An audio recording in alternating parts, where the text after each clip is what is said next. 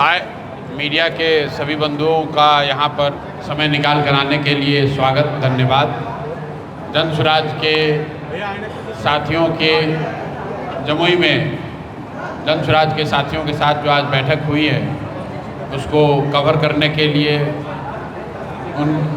इसका परिचय कराने के लिए आप यहाँ उपस्थित हुए हैं, उसके लिए आपका धन्यवाद कर रहे हैं। जैसा कि आपको पता है, बिहार चुनाव परिणाम आने के बाद जन स्वराज ने गांधी विद्यारवा आश्रम से, चंपारण से एक दिन के मौन उपवास के बाद ये घोषणा की थी कि जब ये सरकार के 6 महीने पूरे हो जाएंगे तो बिहार में एक नया अभियान, बिहार नवनिर्माण अभियान शुरू किया जाएगा। वो इस बात के लिए बताने के लिए है कि बिहार में बदलाव के जिस संकल्प को लेकर हम लोग आज से 3-3.5 साल पहले हम लोगों ने जो प्रयास शुरू किया है, उस संकल्प में, उसके ईमानदारी में, उसके करने के प्रयास की शुद्धता में कोई कमी नहीं आएगी। चुनाव परिणाम चाहे जो भी रहे हों, बिहार को बदलने के संकल्प में हम लोगों के कोई परिवर्तन नहीं है। चाहे 2 बरस लगे या 5 बरस, जन स्वराज से जुड़ा हुआ हर वो व्यक्ति जो चाहता है कि बिहार में बदलाव हो, शिक्षा रोजगार हो, पलायन बंद हो, वो इस अभियान को आगे लेकर चलेगा। जून से जब सरकार के 6 महीने पूरे हो जाएंगे और बिहार नवनिर्माण अभियान शुरू हो, उससे पहले ये जरूरी है कि अभी तक जो संगठन बना है, जो लोग संगठन के तौर पर इससे जुड़े हैं, उनसे एक चर्चा हो जाए, उनकी भावनाओं का, उनके फीडबैक को समायोजित करके जन स्वराज के संगठन को फिर से पुनर्गठित किया जाए। और जन स्वराज के संगठन को पुनर्गठित करने के लिए मैंने ये तय किया है कि हर ज़िले में मैं कम से कम 3 दिन बिताऊंगा। उसी के तहत आज यहाँ जमुई में मैं आज पहली बार आया हूँ। आज पूरे दिन शाम रात में यहाँ रहूँगा, लोगों से मुलाकात कर रहे हैं। जो कार्यकर्ता साथी जन स्वराज की भावना से जुड़े हुए हैं, उन्होंने अपने विचार व्यक्त किए हैं, जो फीडबैक दिया है, उन सभी बातों को समायोजित करके जन स्वराज का एक मजबूत संगठन यहाँ खड़ा हो, इसी आशा अपेक्षा से इस काम को हम लोग कर रहे हैं। जून से पहले, बिहार नवनिर्माण अभियान शुरू होने के पहले 2 बार मैं जमुई में और आऊँगा। जब जिला कार्यकारिणी का यहाँ गठन होगा, जब प्रखंड पंचायत तक संगठन का पूरा विस्तार हो जाएगा, तो उन दोनों बैठकों में मैं स्वयं शामिल रहूँगा, ताकि जो लोगों की ये भावना है कि जन स्वराज के संगठन को प्राथमिकता के आधार पर मजबूत किया जाना है, तो हम लोग पूरा समय और सिर्फ संगठन को पुनर्गठित करने और मजबूत करने में लगाएंगे। एक बार जब ये संगठन बन जाए तो जून के महीने से बिहार के लोगों की जो परेशानी है, बिहार के लोगों के साथ जो समस्या है, उनकी जो आशा अपेक्षा है, उसके साथ जुड़कर जन स्वराज के लोग पूरी ताकत और ईमानदारी से उनकी मदद करने की कोशिश करेंगे। अगर वो 2 लाख रुपए का मामला हो, यहाँ के भ्रष्टाचार का मामला हो, इन सारे मुद्दों को लेकर हम लोग फिर से वापस जनता के बीच में जाएंगे।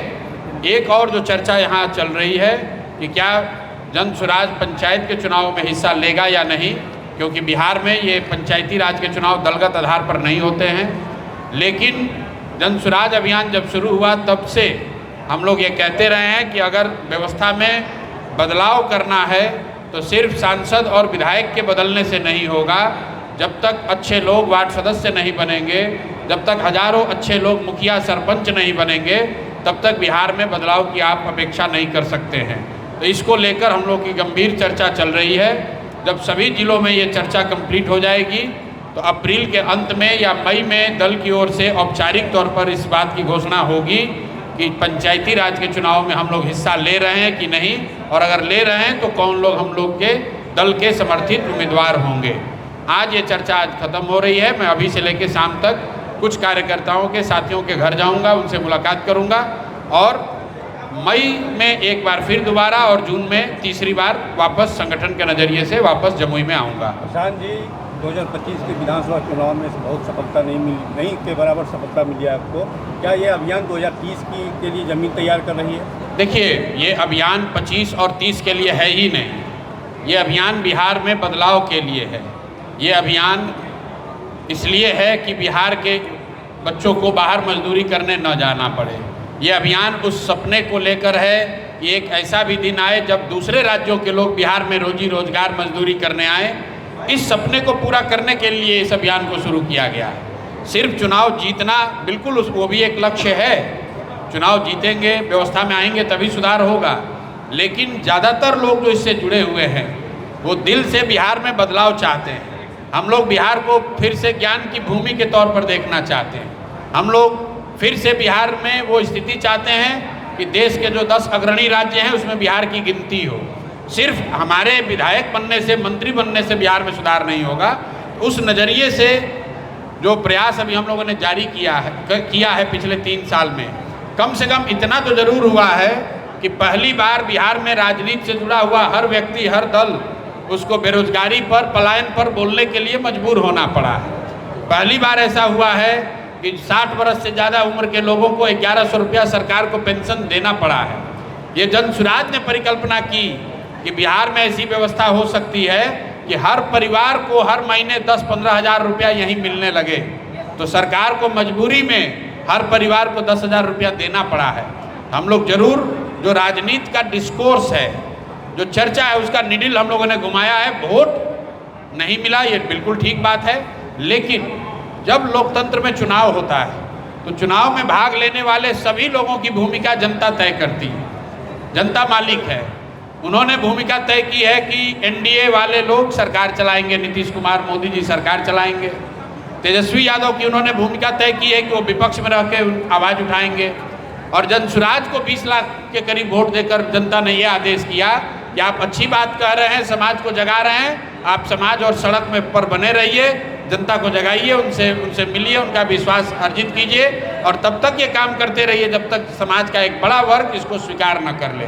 तो जो जनता ने आदेश किया है उस काम को ईमानदारी से आगे किया जाएगा। क्या प्रशांत किशोर की नज़र पश्चिम बंगाल की ओर है?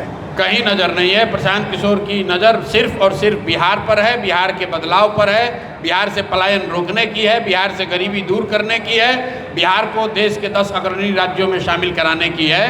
प्रशांत किशोर न दाएं देख रहे हैं न बाएं देख रहे हैं, सिर्फ और सिर्फ बिहार पर ही केंद्रित हैं।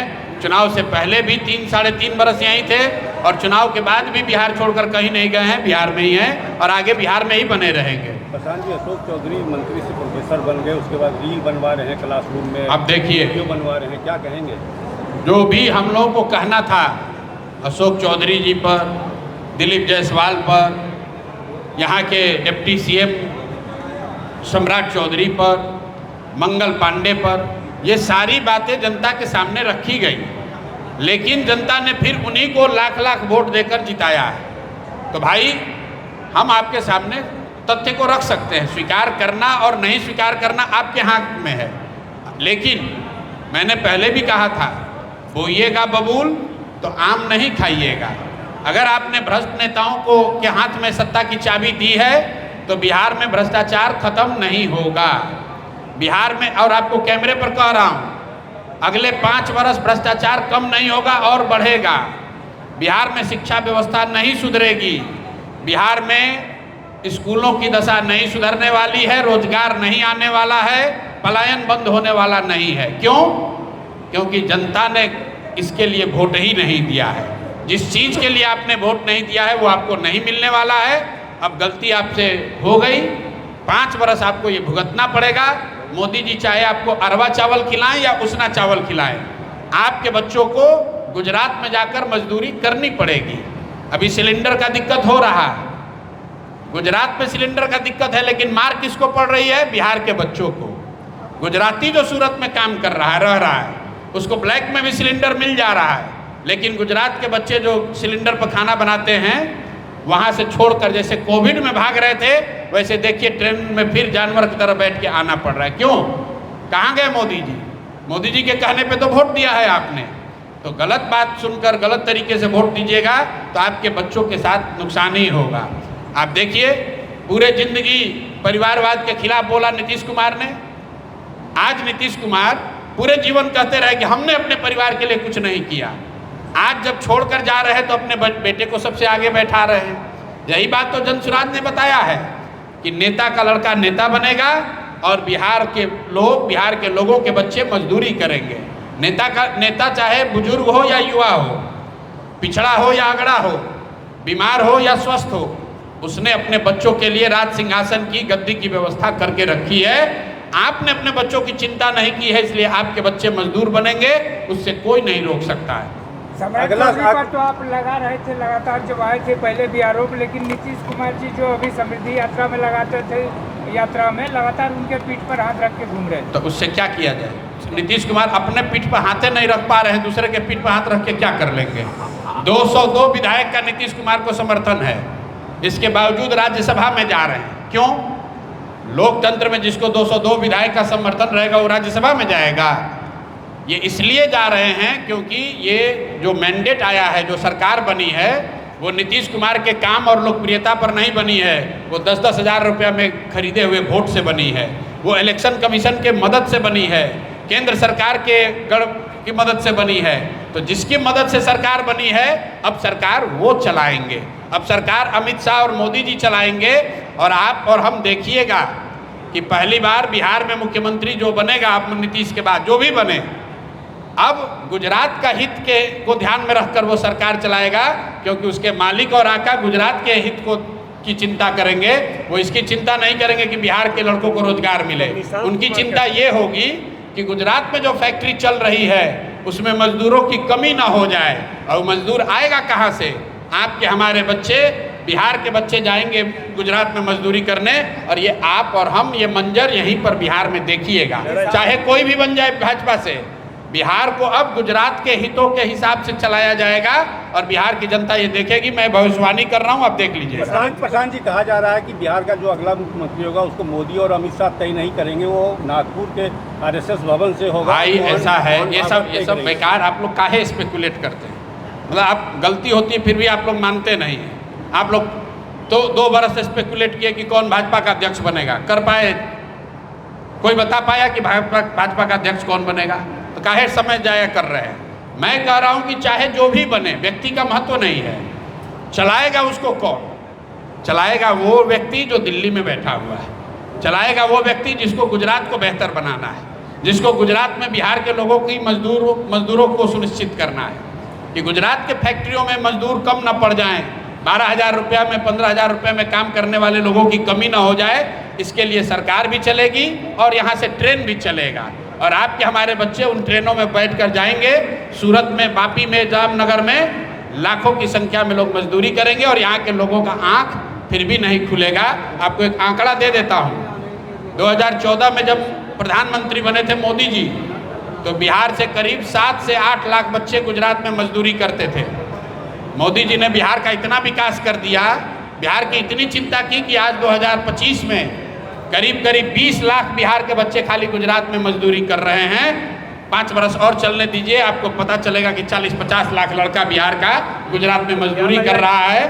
तो भैया बिहार के लोगों ने तय किया है, गुजरात के लोग बनेंगे फैक्ट्रियों में मालिक और बिहार के बच्चे बनेंगे उस फैक्ट्री में मजदूर। ये हमने मिलकर तय किया है और यही चीज़ होगा।